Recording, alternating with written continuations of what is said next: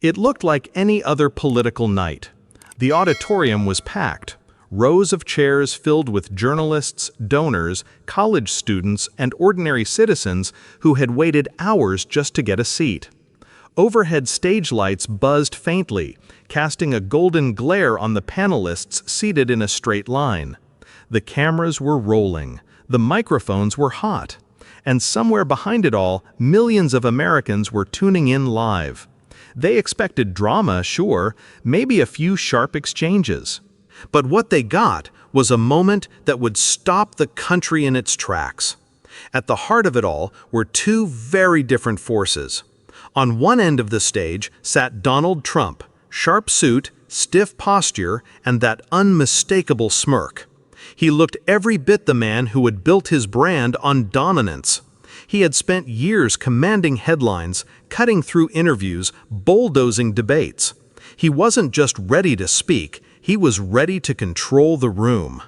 And on the other end sat someone just as commanding, but in a completely different way. Congresswoman Jasmine Crockett. Her presence didn't demand attention, it earned it. Composed, focused, wearing a quiet confidence that spoke even before she did. A former civil rights attorney from Texas. She had stood in courtrooms where the odds were stacked against her. She knew how to face power and not flinch. That night, they weren't just two politicians with microphones. They were two storms on a collision course.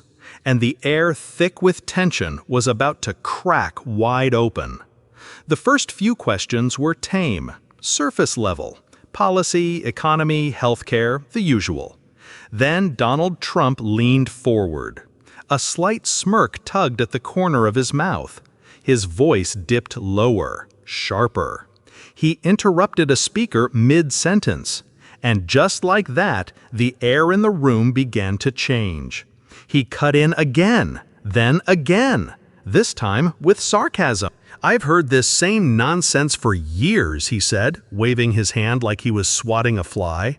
The crowd chuckled, some nervously, some approvingly. The moderator tried to steer it back. But Trump was rolling now, and once he rolled, he didn't stop. He shifted his attention toward Jasmine Crockett.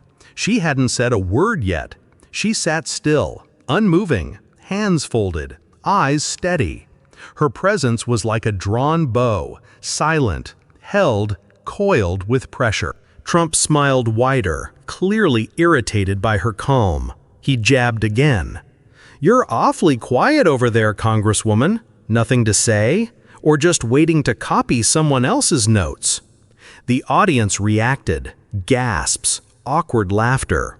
But Jasmine didn't bite. She didn't flinch. She didn't blink. She just watched, like someone waiting not to speak, but to strike. The room felt heavier with every breath. People leaned forward. Phones hovered, already recording. Everyone could feel it. Something was building, something unsaid but undeniable, like fog before a lightning strike. And then it happened. No warning, no lead-up, just a sharp shift in tone, loud, cutting, raw. Trump turned toward Jasmine Crockett, leaned in just slightly, and barked out, "Sit down, girl." 3 words, but they hit like a slap. The room froze. No cough, no whisper. Even the cameras, which normally cut away during heated moments, stayed locked on the stage. No one dared to move. It wasn't just the volume of what he said. It was the weight behind it, the tone, the choice of words. It wasn't Congresswoman Crockett. It wasn't ma'am. It wasn't even please. It was girl, spat out like she didn't belong there, dismissive, condescending, loaded with centuries of history. Some people in the audience gasped. Others exchanged stunned glances. One reporter dropped his pen, because everyone, no matter their politics, felt it. That line, it didn't just cross a boundary, it erased it. It was just 3 words, but those 3 words carried hundreds of years of weight. Sit down, girl. To some, it might have sounded like a simple jab, a rude interruption, a power move. But to millions watching, especially older Black Americans, older women, and anyone who's ever been silenced, it felt like a wound reopened. Because that phrase, it wasn't neutral, it wasn't harmless, it was layered, sexist, racist, dehumanizing. Calling a grown woman an elected official girl is not just disrespectful, it's a deliberate demotion. It strips away authority. It infantilizes. It says, "You don't belong here." And then telling her to sit down, that was the final twist of the knife. It echoed every time a woman in a boardroom was told to know her place. Every time a Black mother was called emotional for defending her child. Every time a daughter, a teacher, a nurse was silenced with a hand wave or a glare. To those watching from their living rooms. To the grandmothers who were told, "Stay quiet or lose your job." To the veterans who once weren't allowed to speak in courtrooms. To the retired activists who had marched for the right to be heard. It wasn't just an insult to Jasmine. It was a slap to every voice that had ever been told, "You are too loud, too angry, too Black, too female, too much." That's why it hit so hard. Because when Trump said, "Sit down, girl," he wasn't just talking to one woman. He was talking to all of them. She didn't flinch. She didn't blink. She didn't roll her eyes or raise her voice or even shift in her seat. Jasmine Crockett just sat there, still, composed. The weight of the moment didn't land on her shoulders. It radiated from her silence. She looked straight at Donald Trump, not down, not away, right at him. And in that one gaze, there was no fear, no fluster, no need to prove herself. Her expression didn't twist in offense. She didn't smirk in return. She gave him nothing except the full, focused presence of a woman who had seen this before and knew exactly how to handle it. People around the stage started shifting in their seats. The moderator opened his mouth, then closed it. The other panelists looked at each other but said nothing. Because Jasmine's silence was louder than any scream in the room. It wasn't weakness, it was control. And somehow in that breathless beat between insult and reply, the entire balance of the room began to shift. She hadn't spoken yet, but she had already won.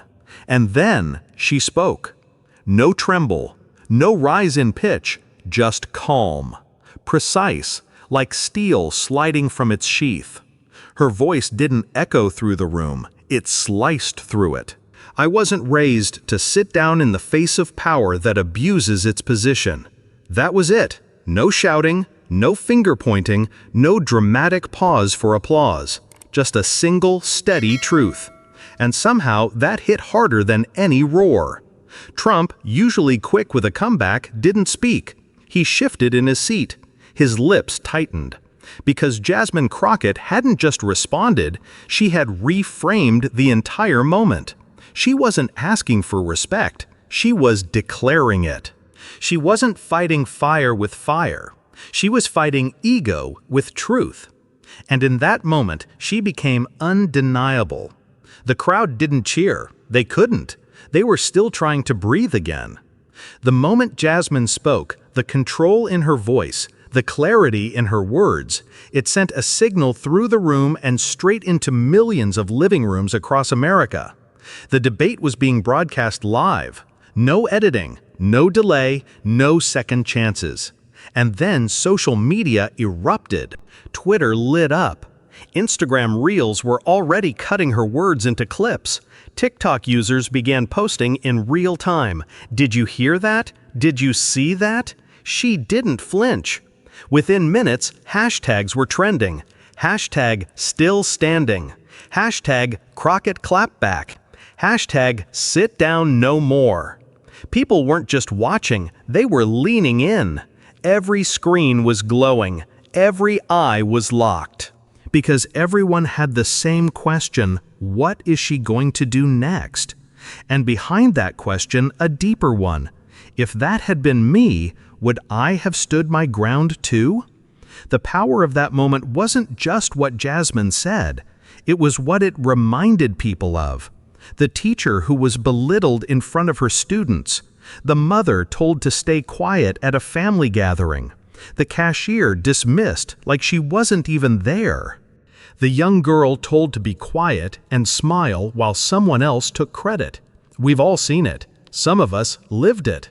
So when Jasmine didn't shrink, something inside us stood up. She didn't raise her voice. She didn't need to. Jasmine Crockett spoke in a tone that made people lean in, not because she demanded attention, but because she commanded respect. Each word was clear, measured, unshakable. "You may be used to women nodding while you talk over them," she said, "but I am not one of them." It wasn't just a comeback. It was a correction of a dynamic that had gone unchallenged for far too long. Her words cut through the noise, not with volume, but with truth. She wasn't there to perform. She wasn't there to please. She was there to represent, and not just herself. I represent every person who's ever been told to sit down when they tried to stand up for what's right. That line, it wasn't rehearsed, it was lived. Millions watching from home felt it in their chest, because they too knew what it meant to be overlooked, dismissed, silenced. And in that moment, through one woman's calm defiance, they finally felt seen. It didn't take long. Within minutes of the broadcast, clips of Jasmine Crockett's response flooded the internet. TikTok lit up side-by-side reaction videos, slow-motion edits with dramatic music, and creators mouthing her words like gospel. On Twitter, users clipped the moment she said, "I wasn't raised to sit down," and paired it with photos of powerful women across generations. Instagram Reels popped up with captions like, "This is how you answer disrespect." "Grace under fire, she didn't flinch and neither should we." Hashtag started climbing, hashtag still standing, hashtag Crockett versus Trump. "Sit down, girl," once meant to mock, now worn like armor. It was as if the internet had decided in unison, we're not letting this moment go. Political analysts tweeted. Celebrities reposted the clip. Young activists stitched her speech into protest content. Older generations left comments like, "I've waited 40 years to see a woman respond like that on a national stage." And just like that, a 3-second insult became a nationwide declaration, not of outrage, but of dignity reasserted. The internet wasn't the only place catching fire. Within hours, politicians, pundits, and public figures across the country began weighing in. Congresswoman Alexandria Ocasio-Cortez tweeted, "That's how you do it. Calm, sharp, powerful." Senator Cory Booker wrote, "Strength doesn't always shout. Sometimes it just refuses to sit down." Civil rights leaders praised Jasmine for holding her ground. Grassroots organizations reposted her words, calling them a masterclass in composure under attack. But the response that echoed the loudest came from the Black community, especially older Black Americans, who had seen and felt this kind of disrespect before. Across Facebook, TikTok, and church group chats, the words were repeated. Finally, someone stood up on a national stage with dignity. She spoke for all of us. We've waited our whole lives for this. Local radio stations played the clip on repeat. Community centers held roundtables to talk about it. Teachers showed the moment to their students. And then the donations started pouring in. Jasmine Crockett's campaign site crashed twice in one day. Her team posted that they'd received over $750,000 in under 48 hours. Not from PACs, not from corporations, but from ordinary people who felt like they were finally being heard through her. Because it wasn't just what Jasmine said.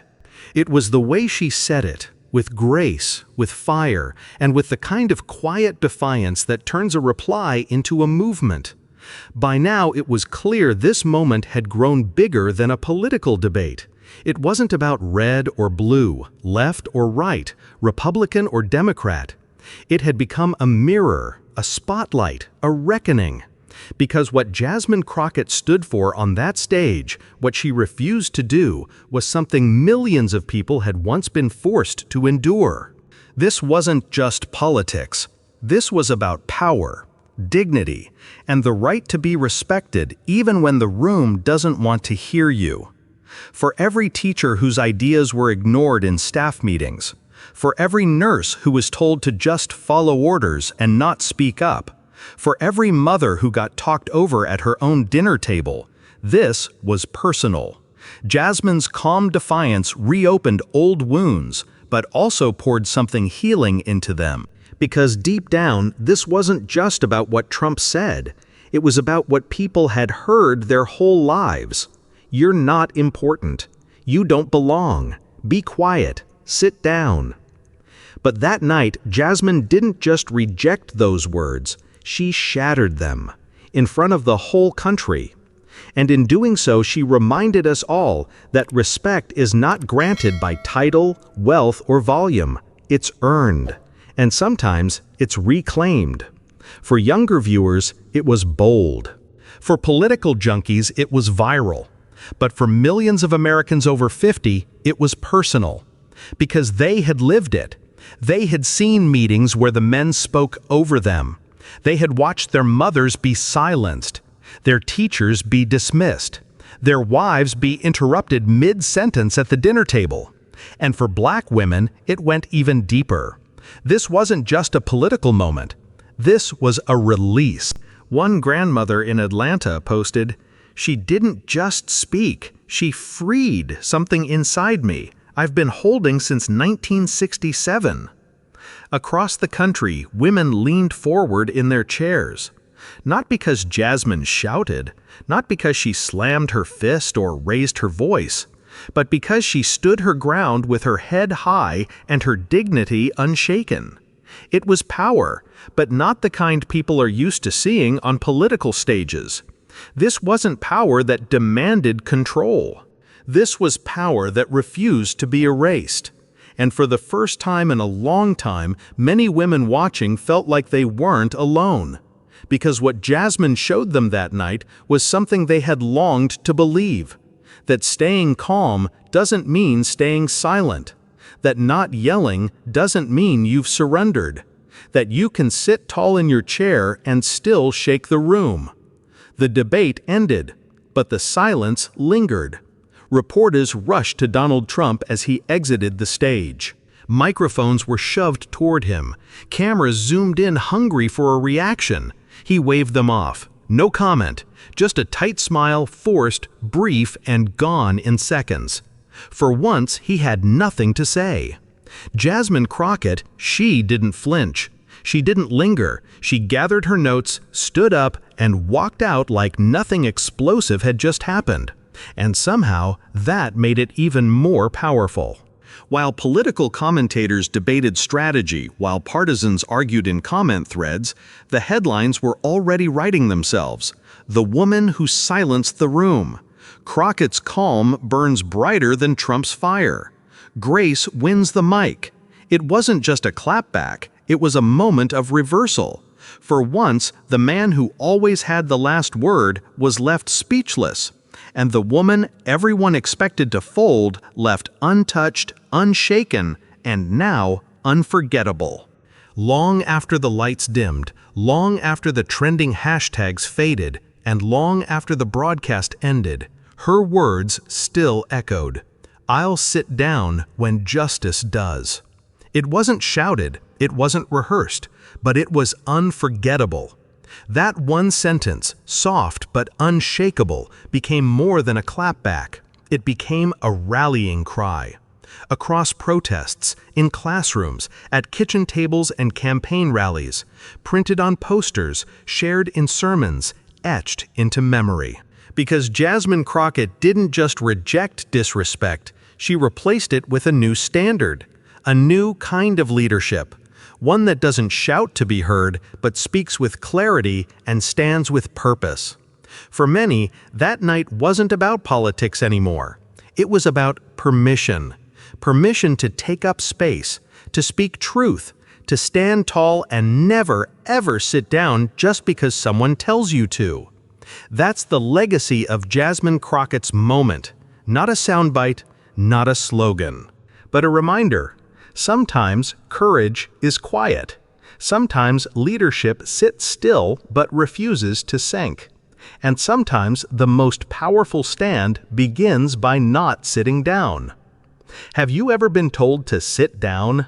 At work, in your family, in church, in your own home. Told you were too loud, too bold, too emotional, too much. So you stayed quiet, swallowed your words, let the moment pass. But deep inside, something stayed with you. That ache, that sting, that feeling of being smaller than you are. If that's ever been your story, then this is the moment you were waiting for. Because Jasmine Crockett didn't just stand her ground for herself, she stood for all of us. For the women told their voices didn't matter. For the elders who held their truth in silence. For the everyday people who carry so much power but were never handed a microphone. Her strength wasn't in shouting. It was in refusing to shrink. And from the second she refused to sit, a generation began to rise. So don't leave this video and just scroll on. Ask yourself, where in my life have I been told to sit down? And what happens if I finally decide to stand? If this story moved you, if you saw a part of yourself in her, then share it, talk about it, live it, because the world needs more voices like Jasmine's. And maybe yours is next. Sometimes the most powerful thing you can do is not shout, not fight, but stand your ground with quiet strength. Jasmine Crockett reminded us that dignity doesn't come from yelling louder. It comes from refusing to shrink when someone tries to make you small.